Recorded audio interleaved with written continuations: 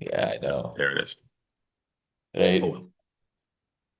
Okay, so today, I thought it would be a good idea to look at Turin Turambar. I went over this story again. Right, I know exactly. So let's look at this car wreck, huh? I went over the story again, and I saw a couple of videos. There's a really good synopsis. Let me see if I can find it here. It's a really good synopsis for this story, which is at YouTube. Ah, here it is. Okay. YouTuber. Who's YouTubers out there? YouTube, YouTube, Tuber boober. and I'm not going to play it because I don't want to steal somebody else's well worked on content. But I will make reference to it. This is I thought a really good version of it from this guy, Nerd of the Rings. He's got a lot of good content up. He does all summaries of all sorts of things. So I watched a summary of the Cool. dragons the other day and the War of Wrath and fun stuff like that he's got up. But this one about Turnbar is really good because he uses artwork as well as some AI stuff, and it works pretty Cool. well. He puts it together pretty well. There's a lot of good AI things out there too. There's a lot of crap, but there's a lot of AI versions of Silmarillion content, which I thought was pretty neat. It does That's give a cool. vision for what could be made into a movie. Hmm. When AI slop is out doing Peter Jackson, It is, yes, and or apparently also Amazon doing as the great abomination, let the reader understand. yes, right, exactly the abomination desecrations. Um, it's also doing Christopher Nolan apparently too, so it's what I understand. What? Hmm. Well, Mr. Nolan with his most recent addition to Homer's corpus, only he takes the corpus and leaves the Homer. Oh no. This Odyssey movie apparently kind of, but I haven't seen it, so how can I make the judgment aside from hearing the trickling rumors of war that keep coming back from the front? Wow. Yeah, I know. Wow, that's about right. Hollywood does Homer. Hollywood does Homer. Poor Homer. Oh I man. know, poor Homer. All right. Been done so many times. It's like that scene in Pulp Fiction. Never mind, I'll just leave that be. Yeah. So anyway, talking about the travels of Turin Turambar, I thought that this one from Nerd of the Rings is a good synopsis. What they have written up at the Tolkien Gateway is pretty cool for the synopsis. And as you mentioned in the photograph here or the painting here, whatever it is, by Elena Kukanova, 2020. She obviously based, make sure I get her pronouns right. She obviously bases the helmet that he's wearing, the dragon helmet that he's carrying there, Mhm. on the Sutton Hoo helmet that was found. Let's see if I can draw that up. I'll just The quick Sutton, drop the link here in chat. Whoop. You can click it open. oh, for the Sutton Hoo helmet? Yeah, there it is right there. You're just as Yeah, the fast. British Fast on the draw. Museum. Look at Funny, that. that's the helm. The reconstruction is actually better than the helm. The helm's just Yeah, some old totally. flaky metal stuff. Just some junk, man. Yeah, this is call that a helmet? Well, that's No, not but even the helmet. Those are bits of the helmet on yeah, a plain base, right? Because that's all that survived. yeah, yeah. But they were able to reconstruct it enough to be able to make Yeah. some idea of what they actually constructed. And it's actually quite fantastic. I don't mean to belittle it. It is. This It is. I dragon was really here hard on on the bridge. Yeah. that. Igor, Igor, you worked very hard on the helmet. Good job. Um, the dragon on him goes down the nose, Yes. the bridge of the nose, which is kind of neat. And then you've got the spine, I guess, on the back. But Very it's just a really favorable neat view. little thing, little bits here and there. So But bad. there's a reconstruction of it actually, which I think is more glorious because it gives you more of a sense of what this one looked like in its heyday. There it is. Quite Nice. spectacular, really. Yeah, that's good. Yeah. I'd wear that to battle. Yeah. Well, I'd wear that to parties. Or to, or yeah, I was gonna say, or just yeah, the grocery store. Right. Exactly. You had to go to a party, and face Glaurung, and you're like, haha, I've got a mask on. Can't Here we touch go, me. man. Do we? Can you imagine doing your dissertation reviews with this mask on the whole time? Be like, please go on. With superimposed settings, I could do that. I could just, I suppose you could. you know, I suppose you could. activate Sutton Who mode. It'll just kind of float over your face as you talk. Yeah, you'd probably get fired. Yeah. It's English philology. So, I mean, they're just being culturally relevant. Yeah, that's right. Culturally sensitive, culturally accurate, as I say in Moana. Culturally accurate. Culturally accurate. That's Yeah. right. It's Ah, important, you know? I should start asking the questions in Old English. In Old English. Ooh, that would be stunning. What? That'd be badass. What? And they wouldn't get the joke. That's the damn No, thing. they wouldn't get the joke at all. They'd be like, okay, so we got this strange German professor. Yeah. You speak in a language I do not understand. Yeah. Um, Okay, so back to our, so what was our yes. subject? Right, Turin. So Turin, okay, Be let's or do be this. Aragorn, not Turin. Yeah. Yeah, yeah, right, exactly. So Turin is what do they call it? A cautionary tale. You might say that. Yeah, and it is both set against the later story of Aragorn and the earlier story of Luthien to Nuviel and Beren. And I think Yeah. there's even a reference in the story of Turin. There's a reference to Beren, which I thought was interesting. I never caught that before. Sure, Um, that makes sense. I mean, and it really follows right on. It's immediately connected to yeah, thematically, like and in its place in the corpus. Uh, yeah. yeah. And I forget which character it is who says it, but he says something like, "Thou art not Beren." Yeah. And I thought that was really what a dig. Ooh. Yeah, Which is really interesting, just as somewhat of an aside. I still can't get over the implications. Once you read the Silmarillion, you go back and you read the Lord of the Rings.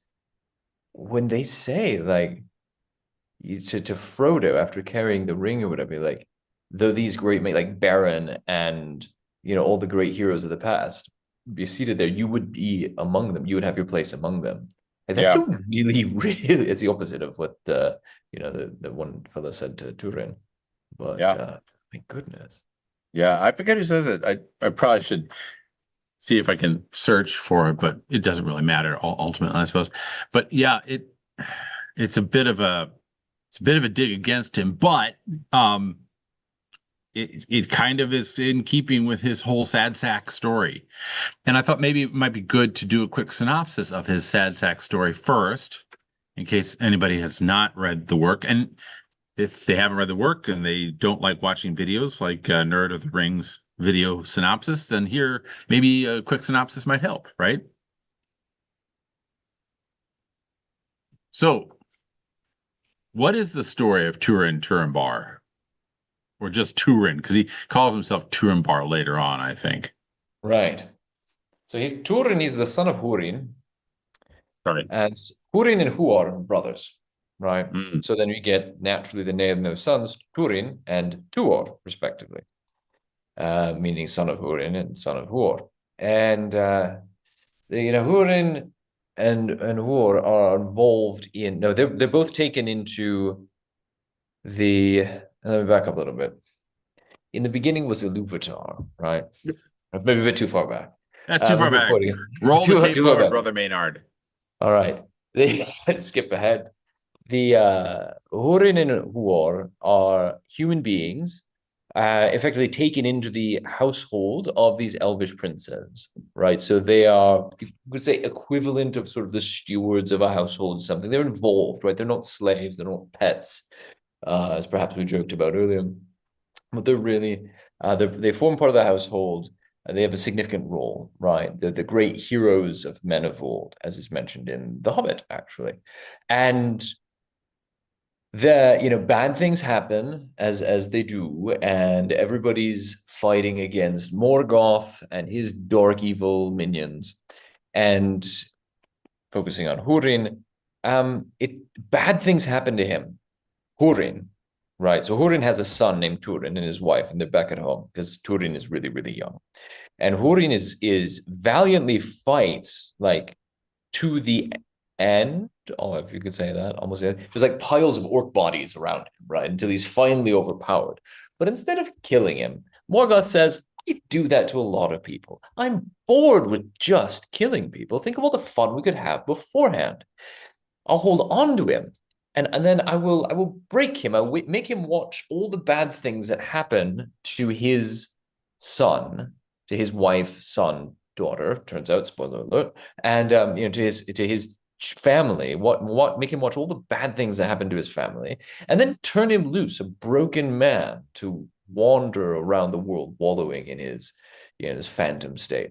Now, mind you, Sadist. Quite that is quite this. very sadistic. That is Yeah. precisely, by the way, for those who know, that is exactly what the mouthpiece of Sauron is threatening to do with Frodo when he's bluffing about having Frodo.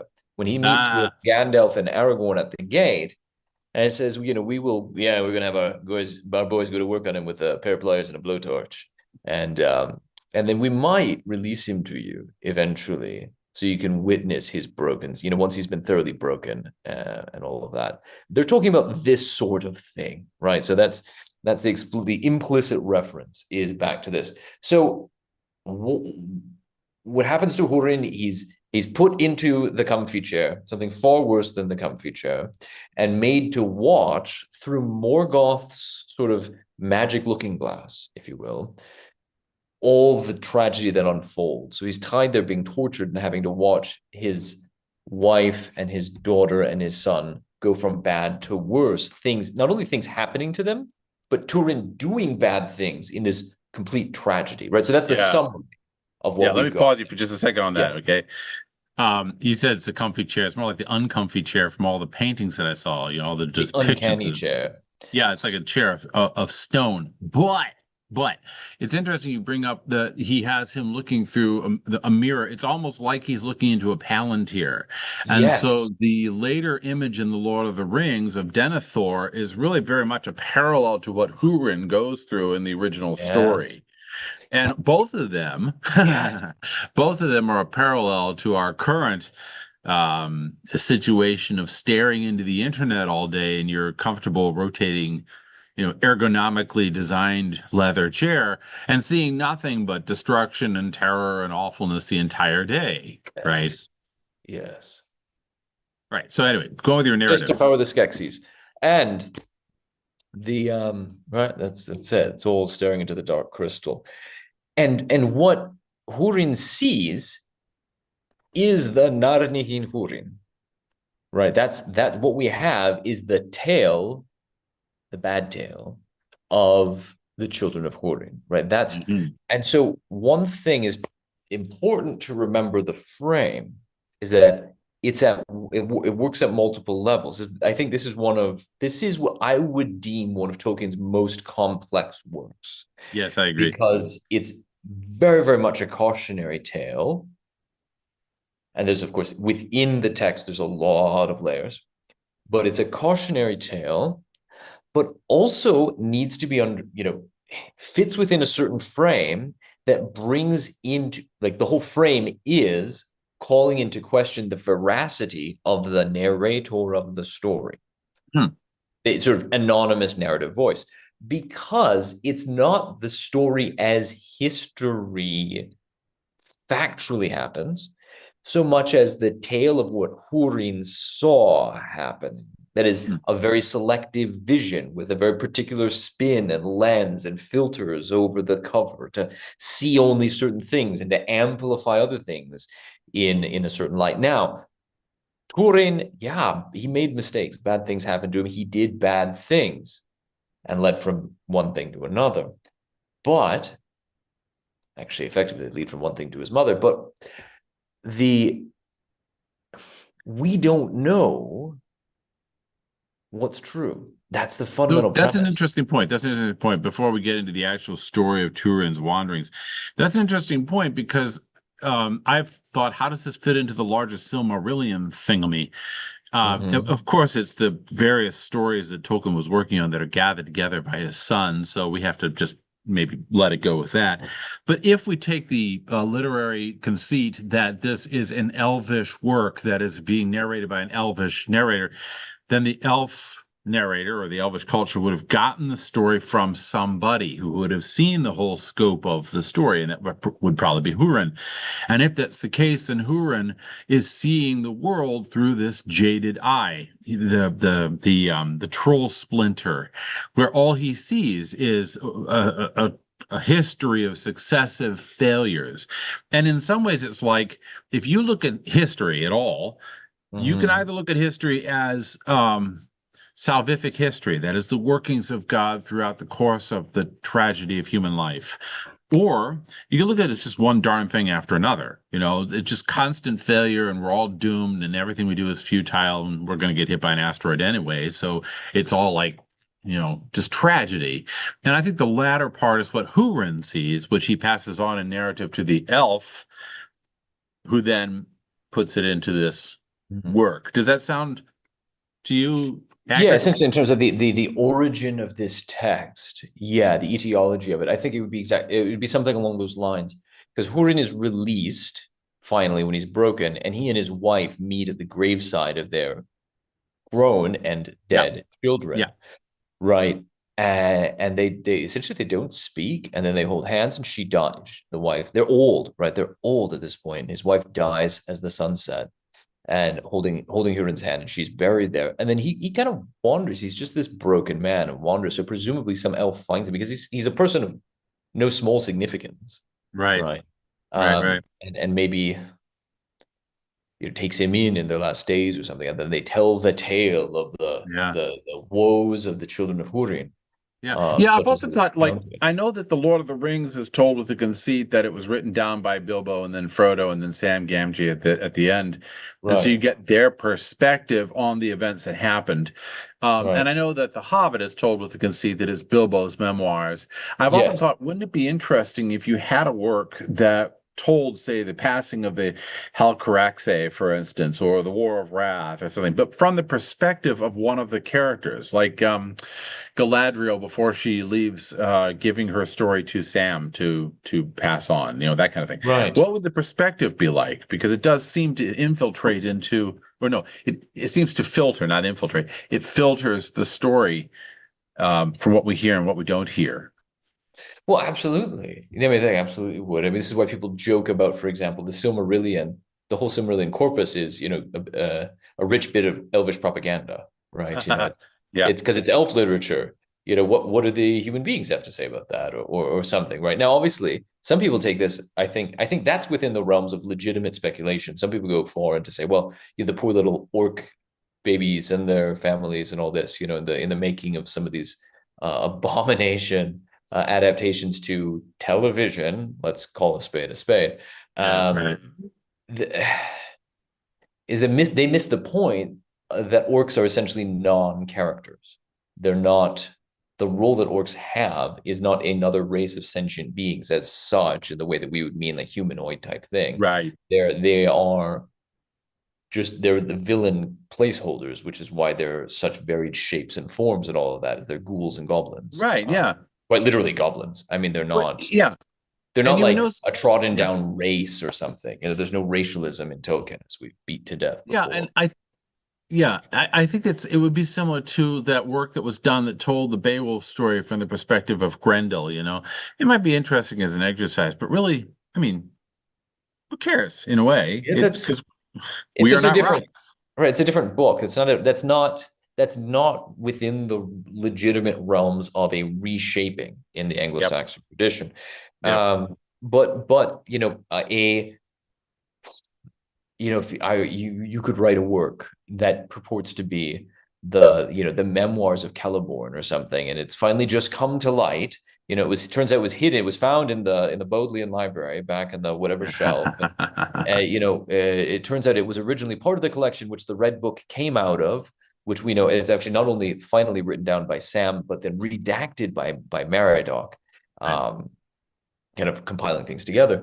But it was actually there. It turns out there was another work there that Sam had received from Galadriel and Celeborn before they all got on the boat, right? Something like that. Actually, Celeborn doesn't, but we'll get into that some other time. But somehow he has this accounting, and that would be a legitimate thing, and that would be very in keeping historically.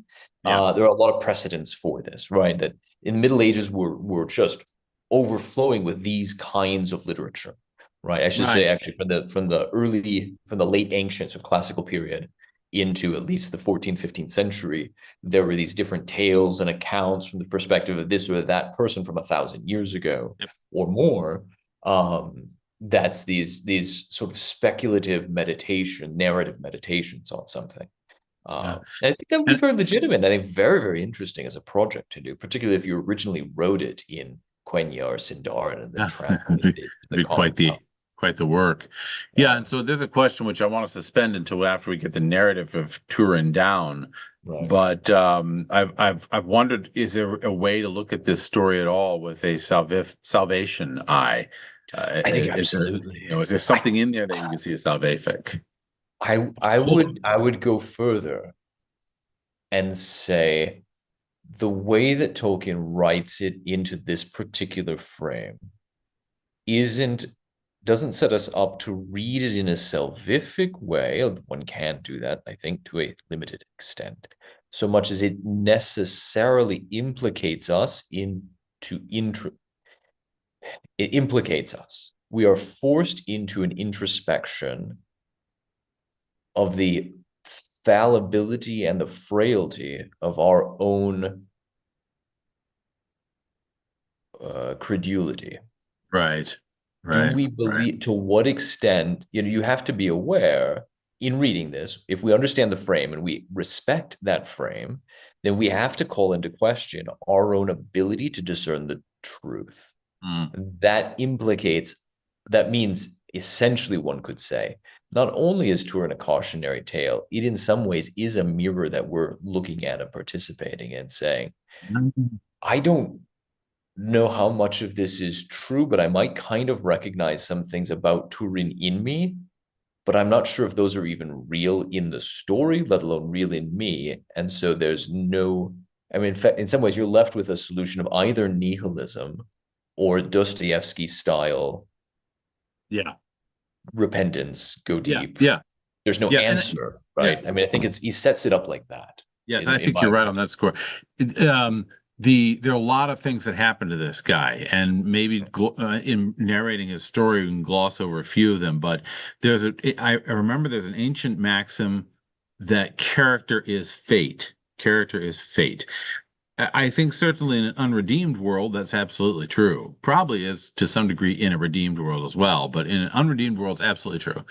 Character is fate. And so when we finish talking about the narrative, another question to ask is how does Turin's character create his own tragic end, his own tragic events that occur during his life? But let's skip to the actual things that happen to Turin part here in brief. You want to take that? Uh, Can we be um, brief? yeah, I don't know.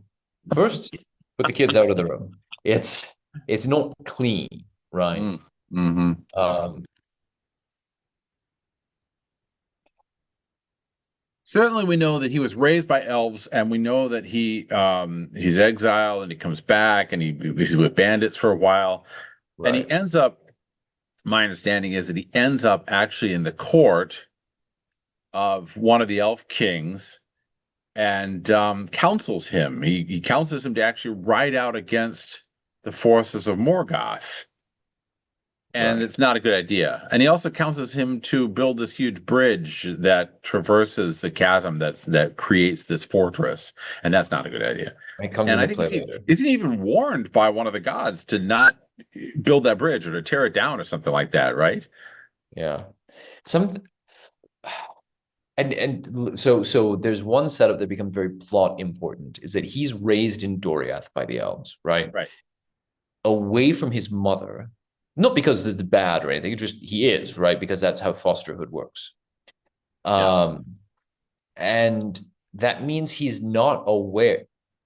Mind you, you may recognize this plot setup. He's raised by somebody far away from his home and his parents, and he's not aware he has a sister. Mm. Hmm. And so he's growing up with Uncle Owen, and in a much That's an odd nicer parallel, place, a isn't much it? nicer place than some Yeah, yeah, yeah. bubble in the Exactly. desert. Uh, um, Uncle but Owen.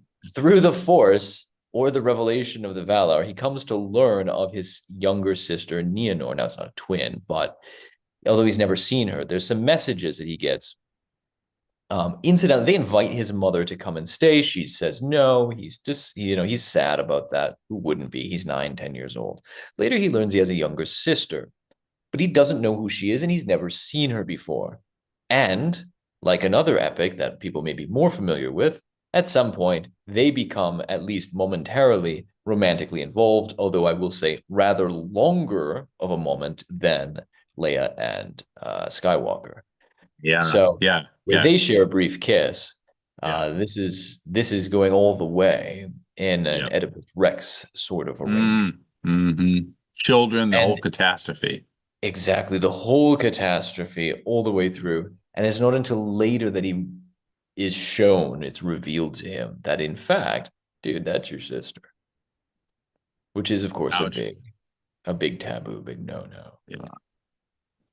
And complicated, not like you said, children the whole 9 yards. It's not like, oh, we'll just stop doing that and whatever.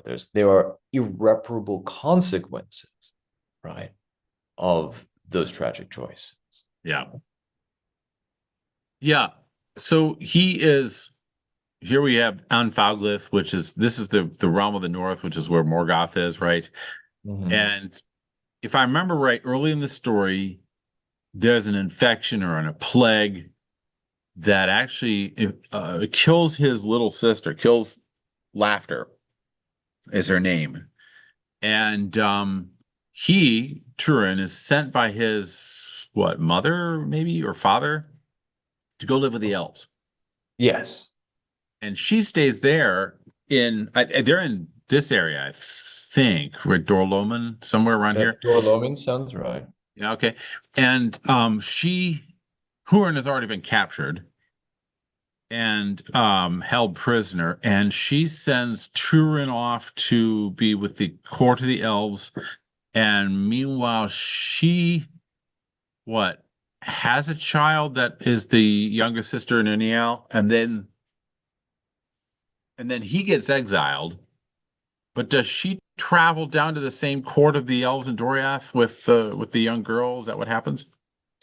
Not while he's there anyway. I don't No, is remember there? if Yeah, they. because he never I meets her. want He to. never meets his They sister. never meet until they meet as strangers Yeah. and become involved with each other.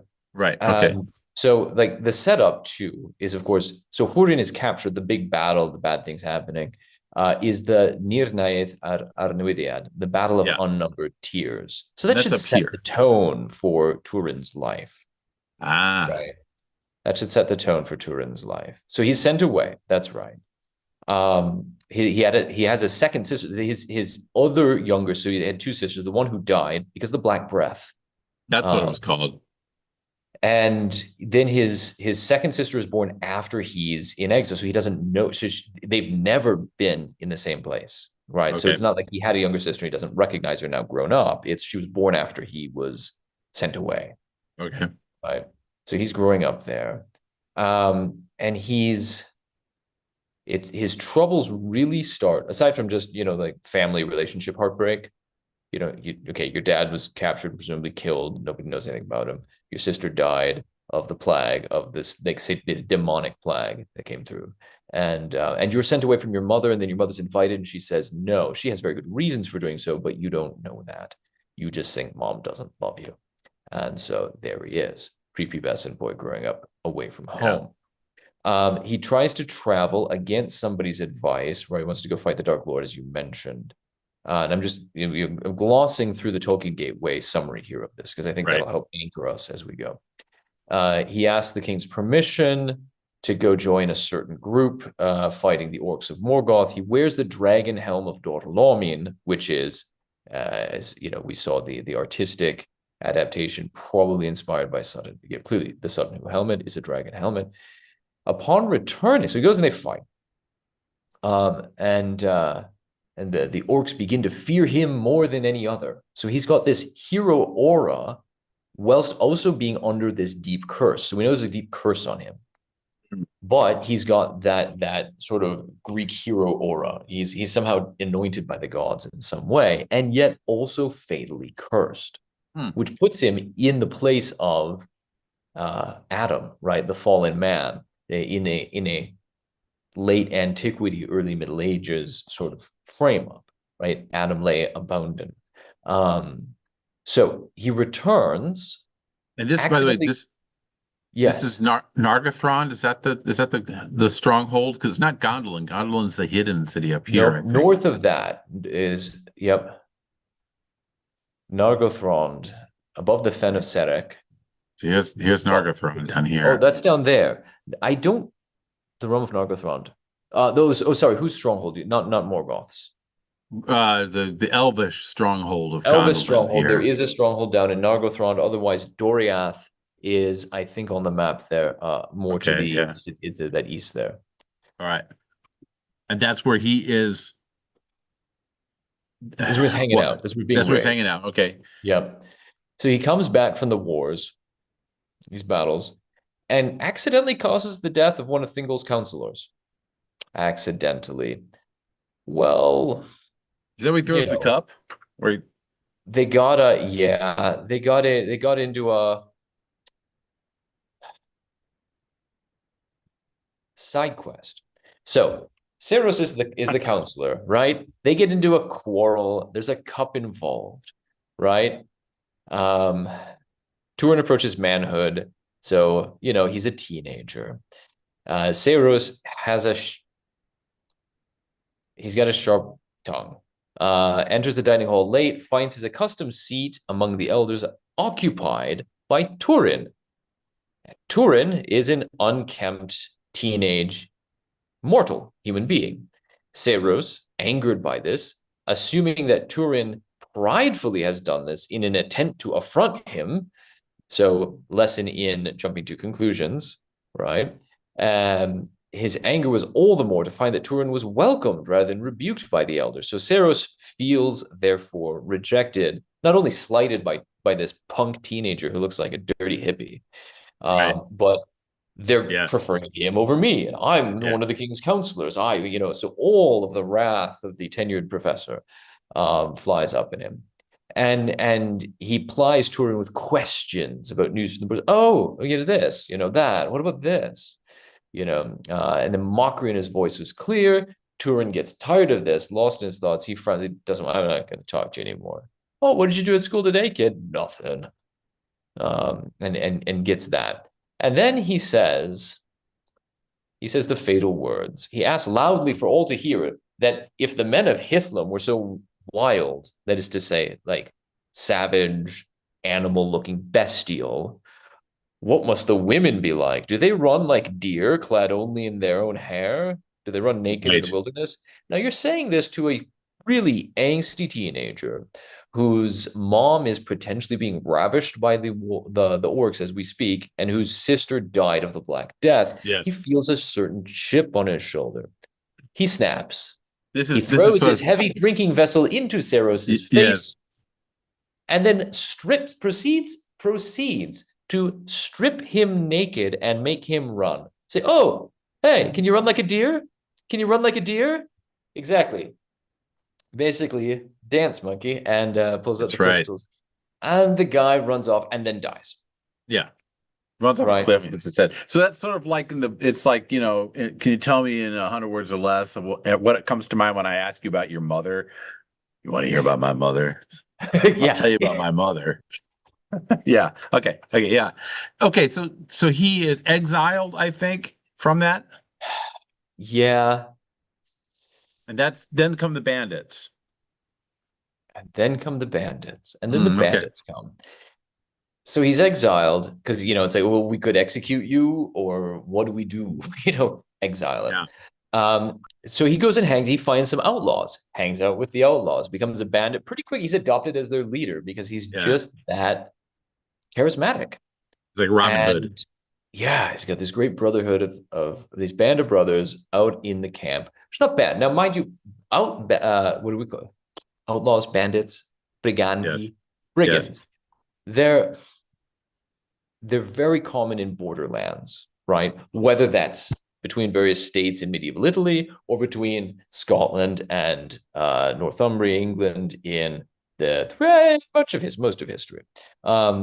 Right, you've got these borderlands where rule of law is really fuzzy. So it Mm. doesn't necessarily mean that everybody who's an outlaw is bad necessarily, but all of them are, well, they're none of them are innocent, even if they're not necessarily guilty, if we say it that way, Yeah. right? Okay. You know, not guilty as charged, but they don't have a clean record. And so they have to live by their own wits, rough lot, right? So they live that way. They come across a petty dwarf, the pettiest of dwarves. He's such a prick. And they get this petty dwarf. This is this strange race. There's this other race of creature, which we're not clear whether it's actually related to the dwarves that we know and love, otherwise Gimli and company, or whether it's something totally different. But it's a literally petty, like smaller. It's a much Yeah. smaller, It's like a gnome. gnomish kind of dwarf, Yeah. he's got small guy issues. He's got short guy problems. Very, very much. It's a Joe Pesci kind of attitude. Yeah. Uh, Right. with a dagger. And so they overcome him, though they overpower him through some deal that they make, and he's forced to share his halls with them. And he, of course, betrays them. And well, there's at least that. Yeah. He's captured, and his men are slain. They don't treat him very well. So it's the problem. So you've got in each of the in so far in each of these incidences, Turin, and this is the pattern that, of course, follows throughout. Turin does something rash, brash, rude, or murderous. Yes. But in each case, he's not a sole unprovoked actor. There's some other jerk who's doing some sort of thing Right. And that he's responding. provokes him into it. And he ends up responding to the jerk with equally violent and powerful jerkiness, so to speak. Right.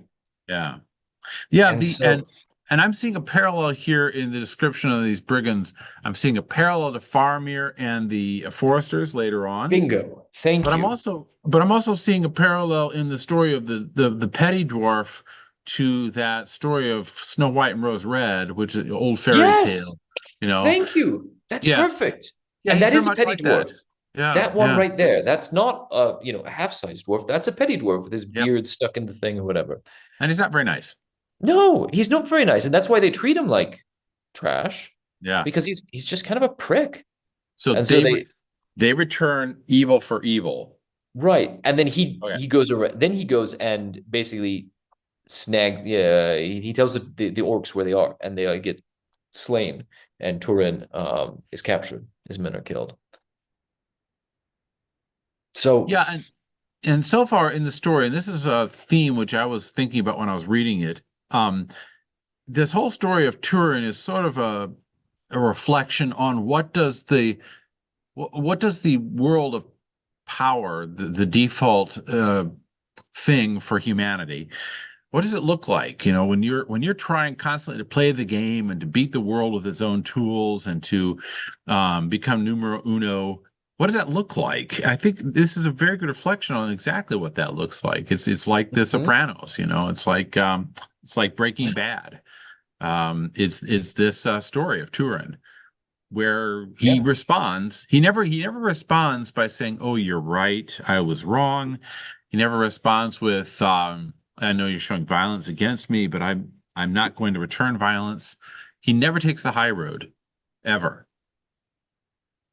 So, yeah, no, he responds insult for insult, um, and is implicated in all of these things. mhm, mhm, And mhm. it's and one of his names, the names that he chooses for himself Oh and yeah. are given, but he names himself these. So what you said, nomen omen, right? The name is the fate. He Mm. chooses certain names. He's just called Turin, that's after his father, which, by the way, is evocative to the modern, should be to the modern educated reader, modern in Tolkien's day anyway, educated reader. You would know that it feels like it has to do with a bull, maybe a little bull, right? Hmm. Somewhat diminutive of bull. So it says something about his personality, which just comes through. You see that. Whether Tolkien consciously intended that or not, that comes through very clearly. He does this from time to time. But Seiros calls him a woodwose, right? A wildman of the woods. We see actual race of woses, wild men, later on with Aragorn. And they're very honorable, actually. But he's insulted by this, right? Later on, people ask him, and he's, who are you? He just names himself Wildman, Woodwoes. Yeah. Later on, when he joins the Outlaws, he takes himself the name Nathan, which is not like our modern Nathan, but sounds the same. Nathan, which means the wronged one, right? They Wronged done me. one. Yeah. What's your They've done name? me They done me wrong. wrong. Yep. All right. Yep. There's a leader of our clan. They done me wrong. Right. So he's this hard-bitten character. Later on, he claims lordship over something. He gives himself the name Dreadhelm. Right. He's the badass now. And you see him Yep. moving in a certain way. By the way, again, another thing, we should understand something of his character, again, to make it familiar. If you look at the Godfather, Michael comes back. He's Yes. in his case, Yes. it's not all the tragic things, but the whole story of the Godfather is the war hero comes back. He gets tied into the wrong situations. He tries to avenge his father, and ends up with the final scene with the baptism, the absolute hypocrisy of the baptismal scene. Right, I reject Satan and all his pomps and all his works and deceits, and Love it. having all these guys assassinated, Yep. right, I love it. including his own brother. Um, so yeah, that shift of character and personality, except in this case, actually much more tragic and less simply making bad choices. Yeah. He later takes on the name Bloodstained. That's When good. he tries to hide his identity, he calls himself Bloodstained. And then he's given the name by the elves of Nargothrond. That's Nargothrond you're mentioning. He ends up down there, and they call him Adan Edel. Adan meaning man, of course, like Dunadan, man of the West. Adan Edel, elf man. Elfman. It's like elf friend, but like bringing you onto the level of same race as us, right? So recognizing his nobility. Then interestingly, he's given a name later by Finduilas when he calls himself Bloodstained. She calls him instead Thurin, which comes very close to the mark of his real name, Turin, but Thurin in Sindarin means the secret. Right? So there's some implication that she might know and she's just slightly covering that up, or whether she just means it this way. And he's later called the Black Sword and Turambar, which he gives to himself, living among these men in Brethel. He gives to himself the name Turambar, the master of his own doom. Master of his own doom. Master of his own fate. That's where it goes real bad. Yeah. Right? Yeah. That's where it goes real bad. And the elves in their documentary of him, at the end of it all, they call him Neiramarth, the evil fated. The evil fated. But it's interesting that Turambar, it just occurred to me when I was reading this. Turambar, the master of his own fate, is really, I have come this far, and now I have decided that I will not destroy this thing. The ring is mine. It's the same thing, right? I am the master. I am the Lord of the Rings. I am the master of my own fate. So it's again, Tolkien does this frequently, and I love it. It's like a paralleling of what Turin Turambar was trying to do way back when. And in that story, of course, Frodo is saved by, the eucatastrophe that the Gollum character comes and rips his finger off or bites his finger off. Right. But that was really cool to think about that. I'm master of my own fate. Well, good luck with that, buddy. Which is of course, I mean, that's the quintessence of the Faustian spirit, right? That characterizes the modern West. Yep. Is that I'm going to become the master of my own fate, and master of the universe, like Mr. Faust, Dr. Faust himself. One bad thing leads to another. Yes. Except this is just writ large, and a massive, cosmic implications of it. Yeah. So what's the next bad thing? The next bad thing is he's rescued. So he's captured, right? He's betrayed by Mim, the petty dwarf. He's captured, and all of his men are slain. Then he's captured. And while he's being dragged off to Morgoth, right? He's rescued. He's rescued by Beleg. Beleg comes and rescues his sons. And in And Be return, and Beleg is his buddy from Doriath, who has been his companion, trainer, his um, deep friend. Batman and Robin sort of thing. Yep. And so he rescues him with the help of Gwindor, another escaped slave. And in a fit of the fog of war, Yeah. it was raining. There were things in my eye. He slays him. He slays Beleg with Beleg's own sword, his deep friend and his rescuer.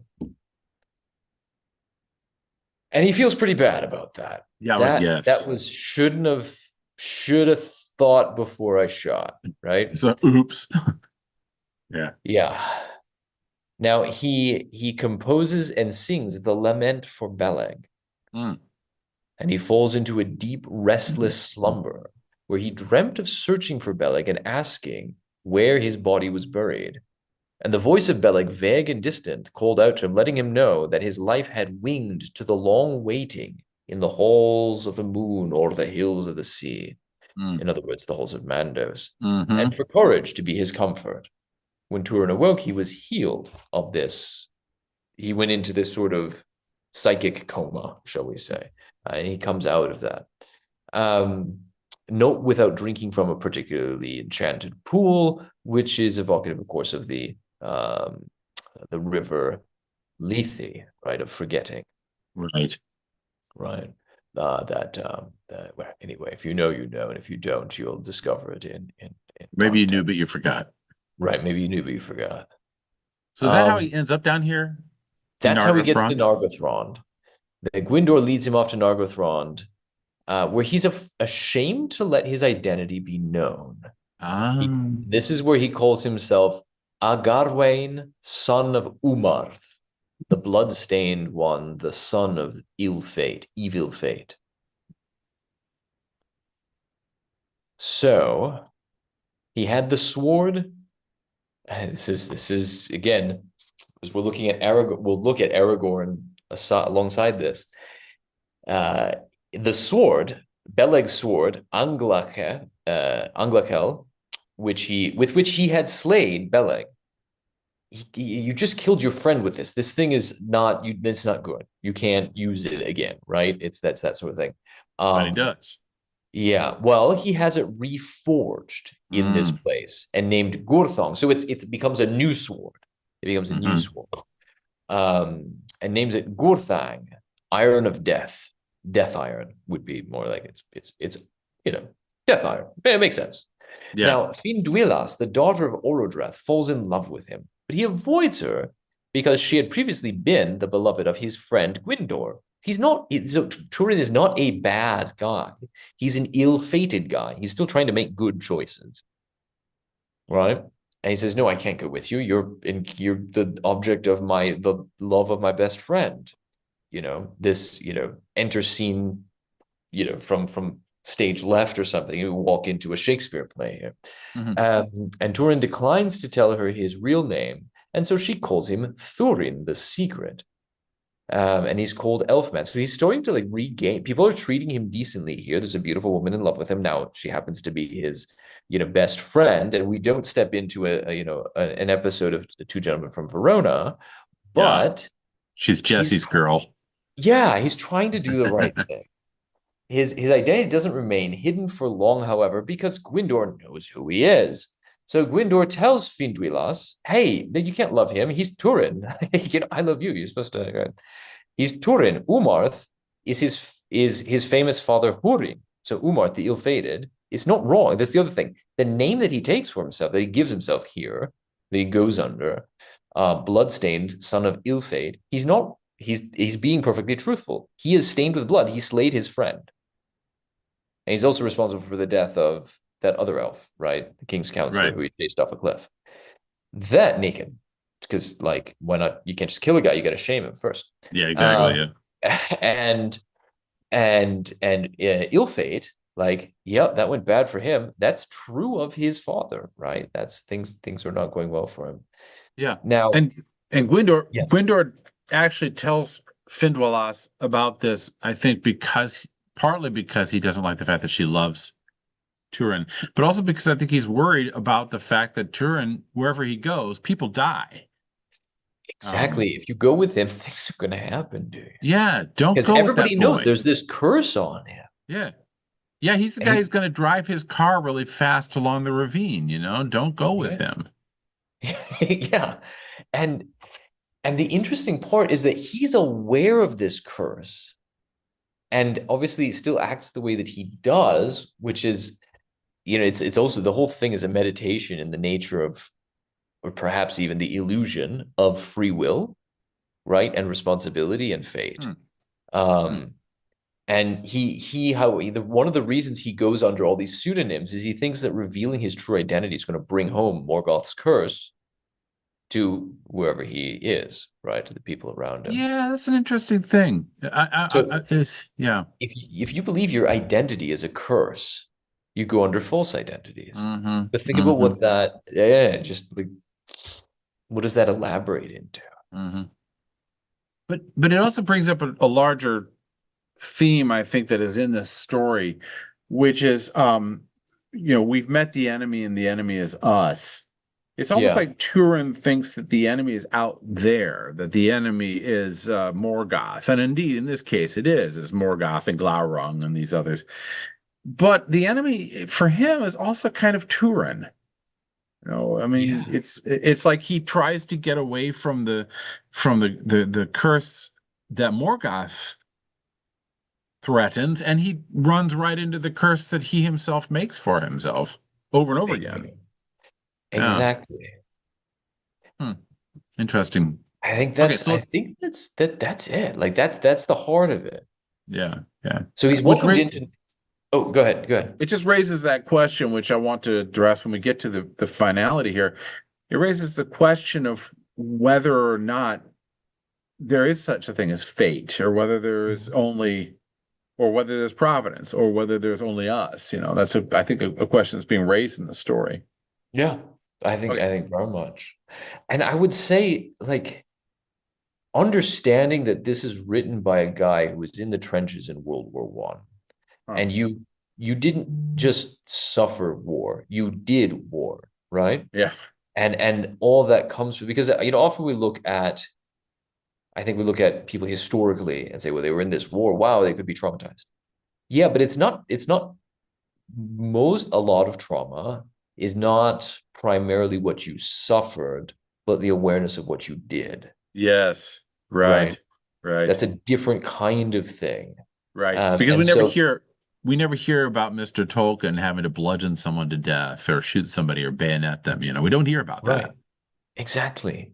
And whether he had to explicitly do one or the other, whatever, you're throwing grenades over, firing mortars, and you're listening to people scream bloody murder all night long, hoping somebody will just finally pick him off.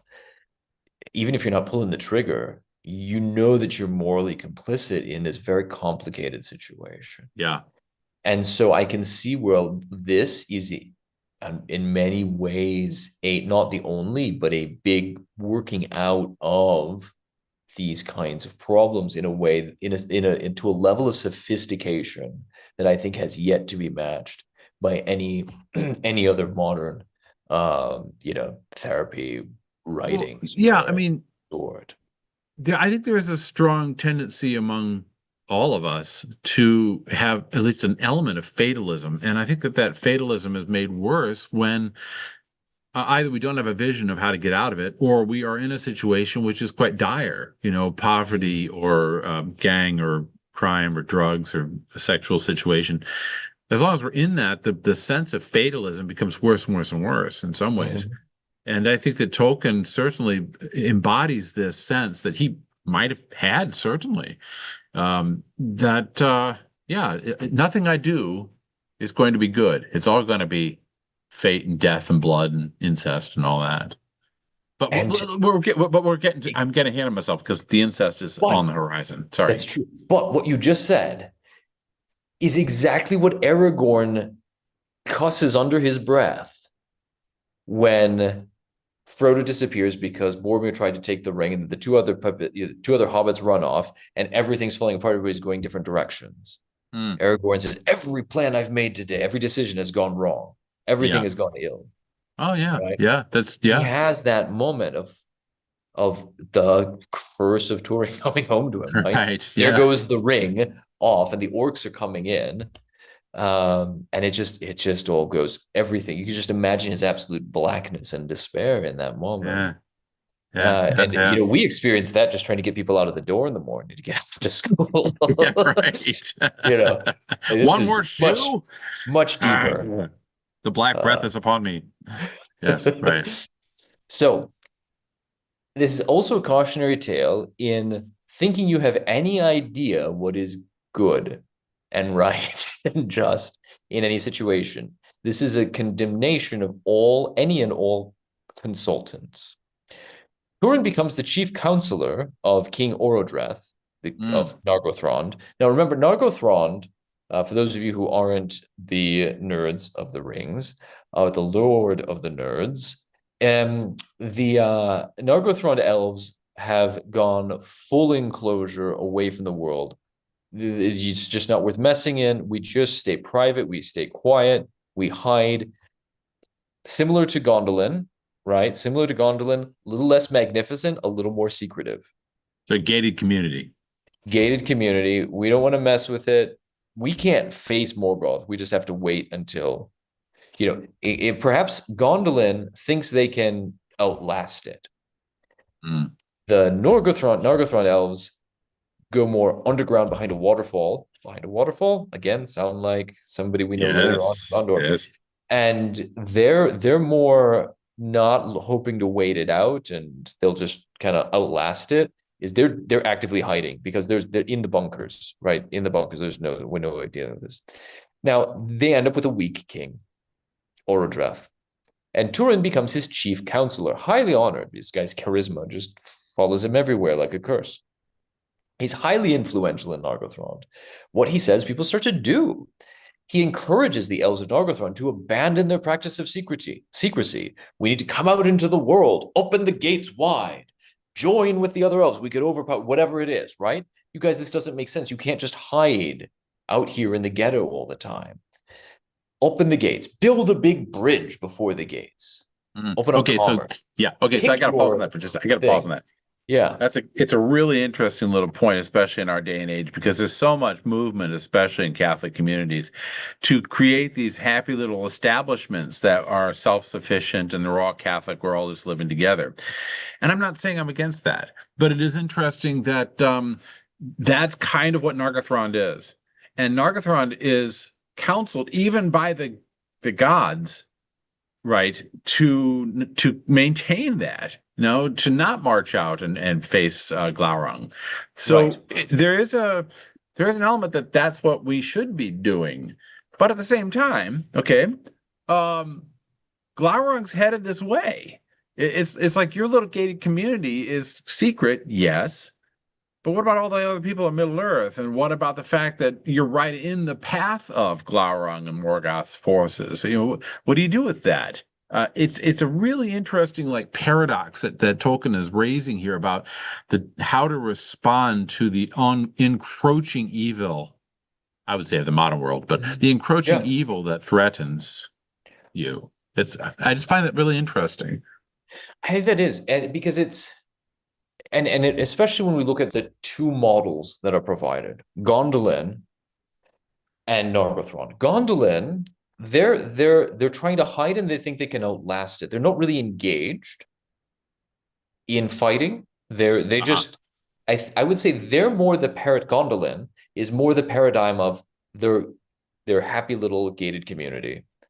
We just keep going as though, pick your bad point in history where it all went to pot. That and after never happened, right? You just live in your little golden age. That's what Gondolin's trying to be, right? Exactly. Shakers, certain groups I can think of today in their own little places, even within the Catholic Church, for example, that you mentioned, and others, and sort of not naivete, but play pretend naivety, right? Yeah. It's all going to be fine. We just say secret there. The Nargothrond elves are waging guerrilla war. They live essentially in an underground palace, hidden in a realm, hidden behind this waterfall, and they go and they wage guerrilla war against these orcs and spies and so on, right? Against the forces of Morgoth. Just like the Dunedain of Ithilien. Right. Just like the Dunedain of the North, minus the waterfall bit. But essentially, it's the Dunedain tactic in Lord of the Rings. That's their basic MO. Yep. So I think that's like, okay, well, we see that later and how that works out. And like you said, the gods are counseling them to maintain this way. Because what happens, of course, when Turin says, he comes in as the representative of, Bain and McKinsey or something. And so we open up the gates, build the bridge. And I know some of you out there who lean a particular way will say, oh, yeah, it's like John the 23rd or whatever, right? Open the gates of the church or something. That's what screwed it all up. I'm not making an explicit reference to that. I'm making an implicit reference to that. But I don't really mean that about that. It's just a helpful metaphor. There are two sides to each sword. And so he encourages to abandon secrecy, build a big bridge. They say, okay, sounds good. We'll do it. Maybe we shouldn't, maybe we should. There's debate, but, they go with it. And he's got his prowess. He's a great hero after all, and he has iron blood, blood Yeah. iron sword. He could fight off the bad things. He becomes Yeah. Black Sword. He's going to be the great hero. And then the dragon came. Yep. Glaurung. Right. Glaurung came, and he's got a gaze. The dragon gaze, which is a trope completely underestimated. And I have yet to see addressed thoroughly in critical theory literature. They've got the male gaze, they've got the whatever gaze, they don't have the dragon gaze yet. And I think that needs to be written. Dissertations, ideas, the dragon gaze. Now, this character Glaurung, I didn't know this until I was doing the research for this get together. He's the first dragon. We wondered, where do the orcs come from? Well, the orcs are the mutated elves, the tortured elves. Where does Glaurung come from? We don't know. He's a creation of Morgoth. He's the first of all the dragons. He's flightless, he's this gigantic worm. Crawly worm. He doesn't breathe fire. Yeah, it's like a Frank Herbert almost. He's Frank Herbert. Anyway, here is Glaurung, and you're right. He's not just fire and muscle and armor. There's also something about him that is, you could say, magical, which is the way he speaks and his gaze. And they are terrifying. That's the thing that almost terrifies the armies more than his fire and his armor, because when he has a longer history, which we don't need to go into all of it, but in an earlier battle, he's actually fought by the dwarves, who I think pierce him, and he crawls back to Morgoth, but he doesn't use the words and the gaze at that time. So that's a developed technique after his first impetuous appearance, when Morgoth says, don't go out there, and he goes out there anyway. After his first impetuous appearance, when he gets defeated by the dwarves, who are wearing these masks that prevent them from being affected by his fire. And he, I think a lot of guys going to Chernobyl, right? The dwarves going to face Glaurung. It's almost like he develops the gaze and the speech during that time, and then he uses them to effect here against not just Turin, but the whole of these armies that are facing him too.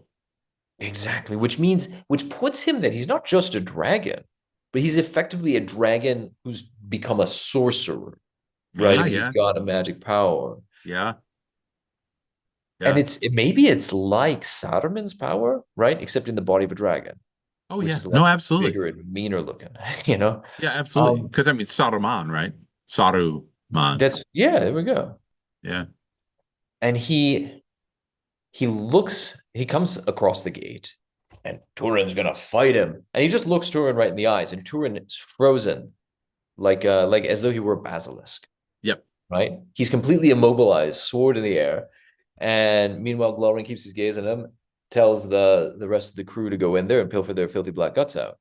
Yep. And Which they Turin do. is stuck watching all of his people, and he's standing there by the gate, making effectively it look like he betrayed them, right? And he's watching them being hauled out, including Mm-hmm. this gal he started to kind of have a thing for, who just certainly has a Yeah. thing for him, Finduilas. And she's calling out to him, save us, help me, Obi-Wan, you're my only hope, kind of stuff. And he can't do a damn thing. He's completely Yeah. immobilized. And those cries will echo in his perfect ears. Yeah, there's some really good art on that too. What you find that the end of this particular episode then is Finduilas is dragged away as a captive for Morgoth. Glaurung then has a little chit chat. Well, I've got you here, he says. I'm going to tell you a few things about what's going on with your mom and your sister, your younger sister that you just found out about. There's suffering in Dorlomin, and you can save one of the two, Finduilas or your mom and your sister, but you Yeah. can't save both. Yeah. What are you going Let's to see do? here. Yeah, so he gives him this paradoxical choice, right? Exactly. He sets up a trolley scenario. Yeah. And If so you choose naturally, this, people die, and if you choose that, people die. yes. Let's see here. So he abandons Finduilas to seek out his mother and sister, who, of course, were not under any threat. It was completely bullshit. It was a complete lie. Yeah. Because, dragon, they don't turn this. It's a thing. Right. Dragons speak with forked tongue. Yeah. Yeah. Surprise. This is the Um, picture. This picture is awesome. I love this picture, but I can't get a that big one of it. So, is a good picture. see if I can get a bigger version of it. So he goes, his mom and his sister are okay. They're not actually in threat. He goes to Dorlom and finds his old house empty and finds some people he used to know there. And he learns that Morwen had left. In his rage, where are we here? Right. Morwen and Nienor are fine. So Morwen, his mother, had left. And where is it here? And in a rage at being so then he realizes he's been screwed over, right? He was misled and made the wrong choice, leaving Finduilas presumably to her terrible, terrible death. And so in a rage, he just slashes out and kills Broda, a certain lord who's there, sealing Erin's fate, blah, blah, blah. Unintended consequences of his problematic heroism. Erin immolates herself alive in the halls, and the remainder of the House of Hador were persecuted by the Easterlings even more cruelly than before. So there's these other tribes of people that, because of Turin's sort of impetuous situation here and his actions, he brings even greater evil, animosity between these other tribes and his ancestral house. Yeah. And that was Broda, I think, was Easterling, wasn't Yes, he? Broda And is the Easterling lord. yeah, yeah. Which explains a lot later on, because don't the Easterlings engage in the War of the Ring? The Southrons do, and the Easterlings do. I think that. Easterlings join Yeah, Sauron. I'm yeah, not yeah, saying that that's because of Turin, but it's because of Turin and other things. But it's yeah. way back. We remember our ancestors were wronged by, Exactly. Yeah, you did a I like this thing. one too. Yeah, that's a good one. It's a good picture. So he tries to then go back. Oops, this was a wrong turn. Go back and find Finduilas. But by the time he picks up the orc's trail, it's too late. The woodsmen of Brethil inform him she's been killed as they had tried to rescue the prisoners of Nargothrond. So they tried to rescue the prisoners and she got killed. Turin collapses on the mound she was buried in and was brought into Brethil. And this is where he takes on the name Master of Fate or Master of his own doom. Bar. Yeah, I'm the Doom Master. Mm, Turambar. mm, mm. And he decided, being the master of fate, he's not going to let fate master him because he's done being fatalistic. So far, Yeah. that hasn't worked for him. He says, nuts to fate. I call my own, I'm defying gravity and all that, whatever shit. And I am master of my own, I'm lord of my own destiny. And part of his destiny, then, he finds a naked young woman, names her Niniel, and takes her as his wife. Turns out, as we find out later, that's his sister. Yep. Which is remarkable because it's a remarkable bit here because that's almost exactly what Oedipus does in the way back in the Greek literature. Oedipus's story is that there's this prophecy that he's going to kill his dad and marry his mom. And he's like, no, I'm not. I'm running away from them. So he runs away from his mom and dad, who are not his mom and dad. They're actually adopted parents that he was sent to because his parents got the same message and sent him to these other folks. And so he, on the road to Thebes, I think, kills this old man who turns out to be his dad.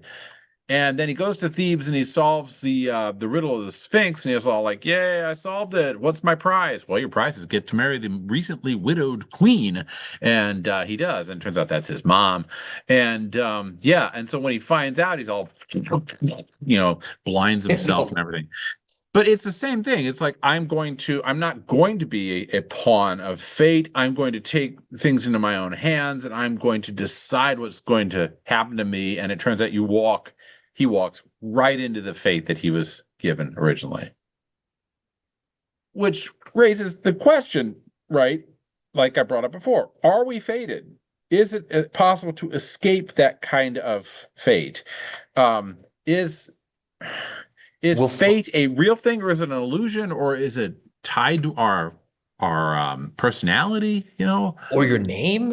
or your And that's name? the thing. Is fate even real? Because when he's a subject to fate, he's driven by fate, bad things happen. When he decides to take the fate into his own hands, it's not fate, he's just the lord of his own destiny. Bad things happen. Worse things maybe happen. Yeah. Either So way. What do you do?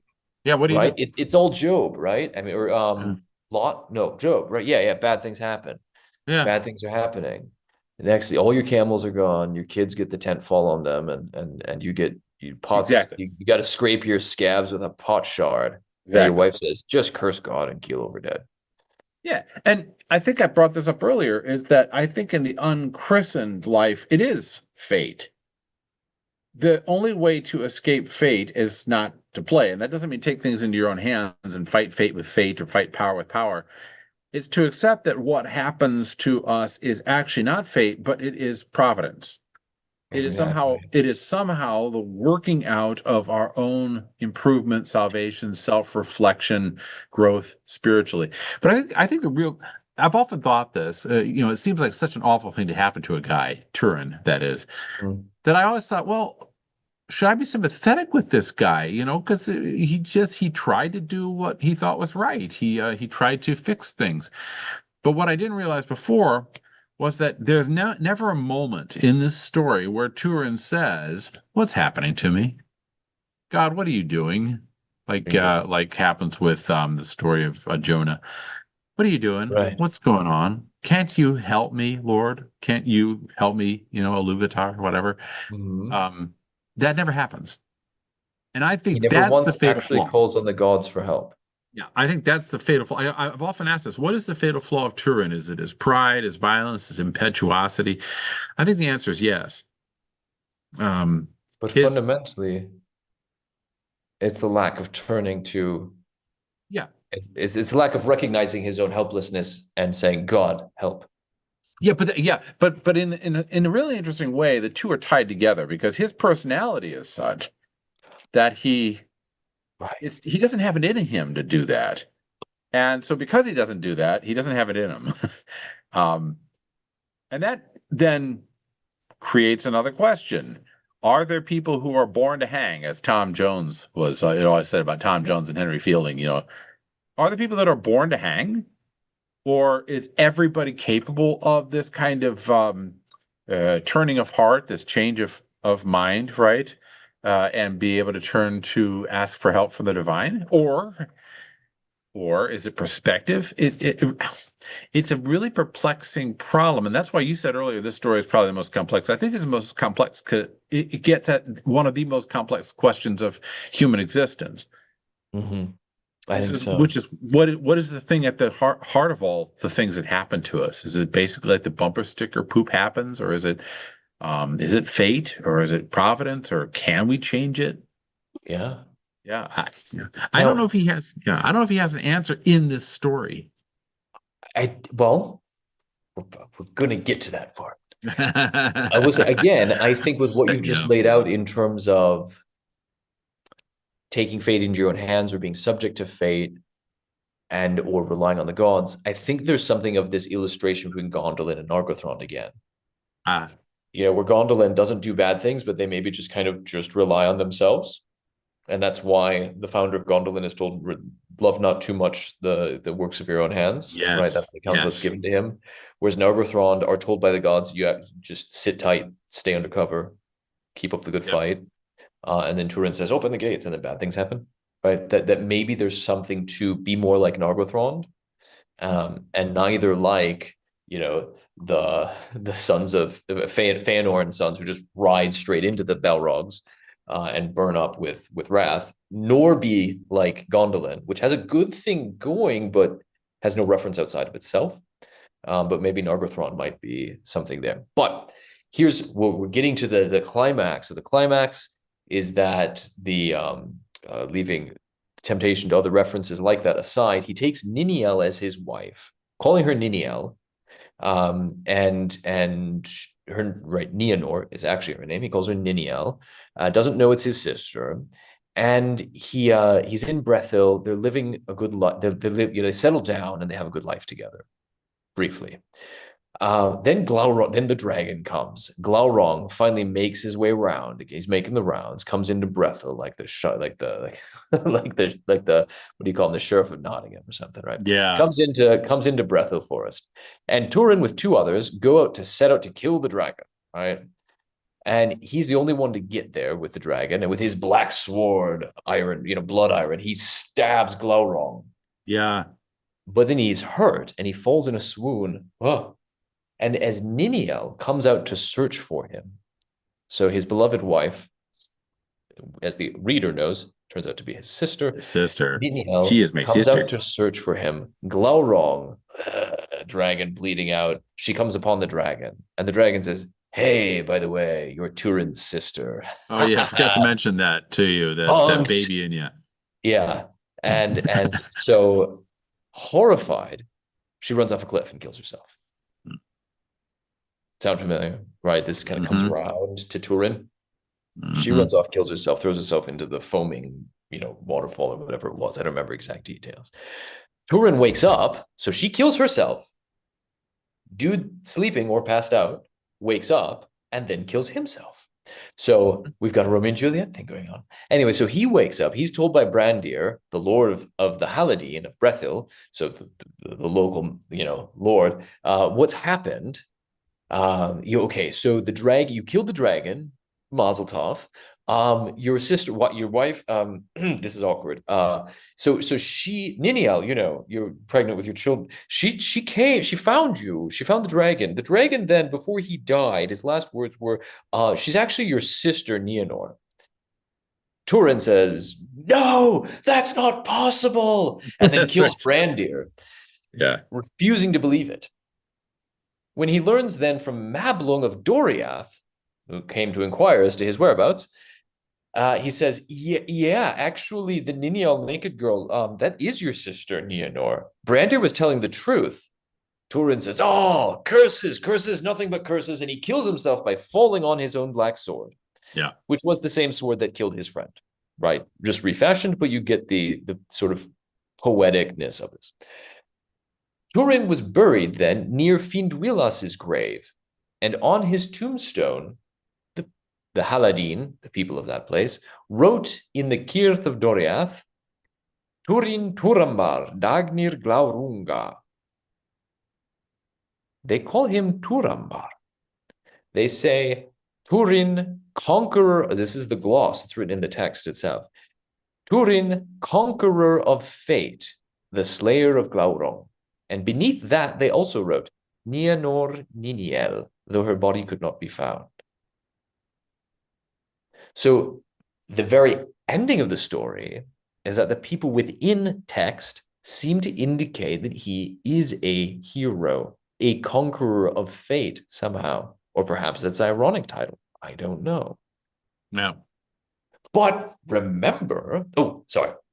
The last bit then is so his name is Turin, coming back to the notion of bull. The modern Anglophone reader reading this, who's any knowledge of Latinate or Greco-Latin languages, we're looking at this the whole time. This is a guy who takes the bull by the horns, Takes the bull by the horns. Yep. right? He's a bull And leaper. that doesn't go well. That doesn't go well. So don't be like him. Be like Aragorn. But zooming out, this all takes place within a frame of we don't know if any of it's really true, or that it's at least highly skewed through the particular filter that Morgoth is putting on the lens that he allows. So it could be Hurin's story. We don't really. Yeah. This is Hurin's version of the tale, and he's not lying. It's just this is what he was shown. We don't know the details. Even Turin's words about everything's just curses in my life. I can see that as being his character thinking that about his past life, but it certainly is Hurin's vision, who is far more cursed by the negativity. Morgoth is such a downer, so much negativity, man. And Hurin hasn't been infected by it. And I think that phrase certainly seems to be in the mind of Hurin. And yet you wonder, is it possible that Turin had something redemptive in all that he did? That's a big question. It's certainly the whole thing has this operatic quality to it. Yes, all these people doing things suddenly and people dying and people marrying their sisters. It's like opera. It's like Greek tragedy to it. It's big. It's big. It is big. But nobody ever stops to reflect. Nobody ever pauses and say, hey, maybe I shouldn't throw myself off the cliff, or maybe I shouldn't stab my friend who's trying to rescue me. It's all immediate. It's like, oh, I've got to do this now. Got to do this now, which is kind of the element of tragedy in a way. There's never any moment of slow reflection and there's no entishness about tragedy. Right. Although, yeah, I mean, even Hamlet is a different, because there's a lot of self-reflection in Hamlet. True. Yeah. True. But he's impetuous on some things. Exactly. He's not actually reflective. He's intensively, what you say, impetuous, just sometimes acting outwardly, often turn inwardly, mulling over what the thing is to be done. In other words, he's justifying and rationalizing what he's already resolved to do. But you see certainly this impetuosity in Romeo and Juliet that you brought up just a minute ago. Sure. Things happen that play takes place over like 3 days. It's like boom, boom, boom, boom, boom. Everybody meet, we're married, we're dead. Yeah. It's like Solomon Grundy or something, and I really kind of marvel at that. I think it's part of the element of the story, but then that raises for me the question: why would the elves care? I mean, Tolkien could have made Turin an elf. Why does he make him a human? Yeah, does that add to the piquancy? Does that add to the brevity of time that he has? Yeah. I don't know if I have answers to these things. I just ask these questions. And again, I go back to the idea: is there redemption with an elf?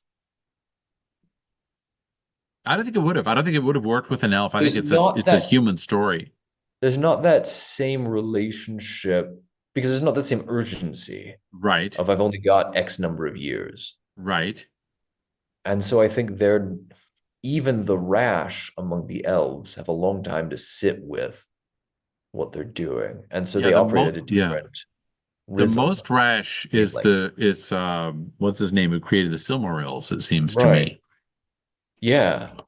And he just grows in intensity though. Yeah. Right. There's not this making stupid decisions thing. No, it's not one darn thing after another for him. Yeah. Whereas for one darn thing and then multiplied. Yeah. And I also, you had brought up the idea earlier that Turin is in some ways like Adam with this curse and also with this nobility at the same time. I think that that's a pretty apt way of looking at the story, because when we look at the fall in Genesis, it's just like crunch and then everybody out of the pool. It's very brief. It's like we don't really get a sense of why this is bad. It's more archetypically bad. But here you get a sense that if you take Turin for a minute as our progenitor, just Mhm.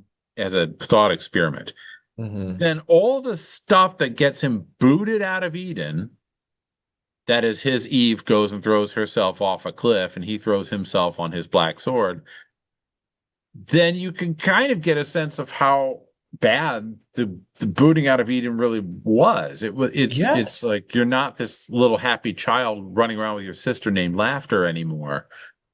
Um, right. yeah, that's It's an so interesting thought. It's an interesting thought. But I think it's exactly it because also if you look at what happened, I mean, Adam and Eve, they're kicked out of the garden, right? That's not the bad part. They were scared of the dark. They didn't know how to grow food. There's quotidian issues that are part of the beginning of civilization sort of stories. But God provides stuff. The angels bring things. It's the usual in the ancient tales. Yeah. The It really hits the fan when they have children, and not because they have Yep. children, but because Cain all of a sudden is a bad guy. Like they raise a kid, these good people. They have a Yeah. kid, and he's just bad. Why is he bad? He kills his brother Abel. Before he kills his brother Abel, you know why he kills his brother Abel? He kills his brother Abel because he's jealous. He wanted to marry his sister, and so he's supposed to marry Abel's sister because there And were there's two a sets of twins born. Cain and had a there's a sister, and Abel had a sister, and they were supposed to, mix because otherwise it'd be incest. right. Well, Cain is like, forget that. I'm marrying my own, and I'm going to kill you. Um, Yeah. Yeah.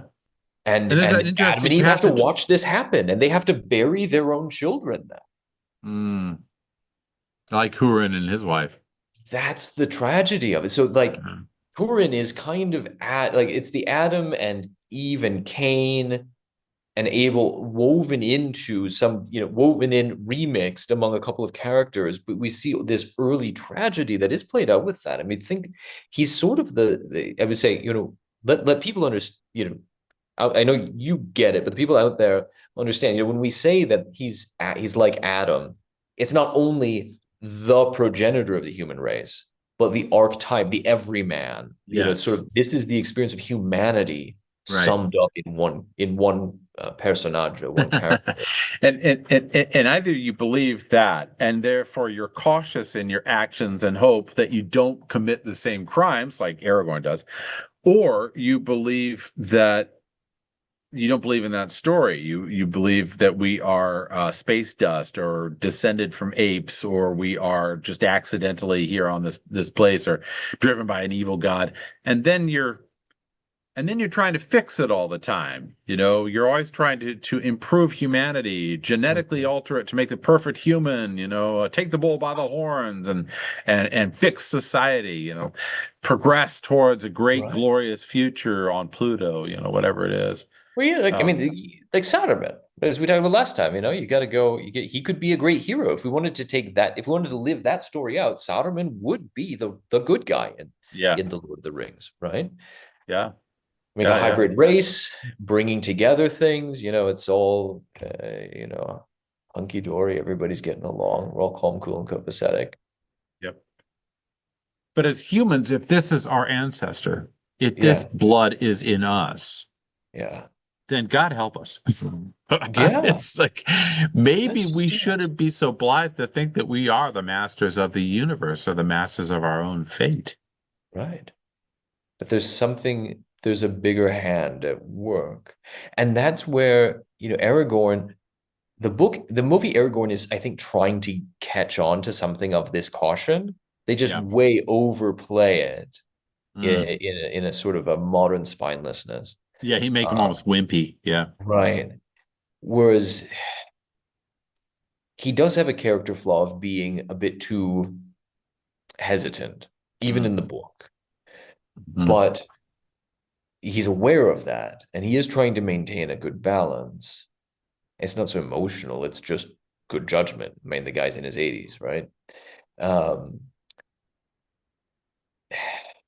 but he relies, he's deeply aware with all of his very human characteristics, like Gollum bit me and I was not kind with him, you know. Yeah, right. He recounts back later. But uh he seems to rely on God's providence. He seems to have Oh yeah.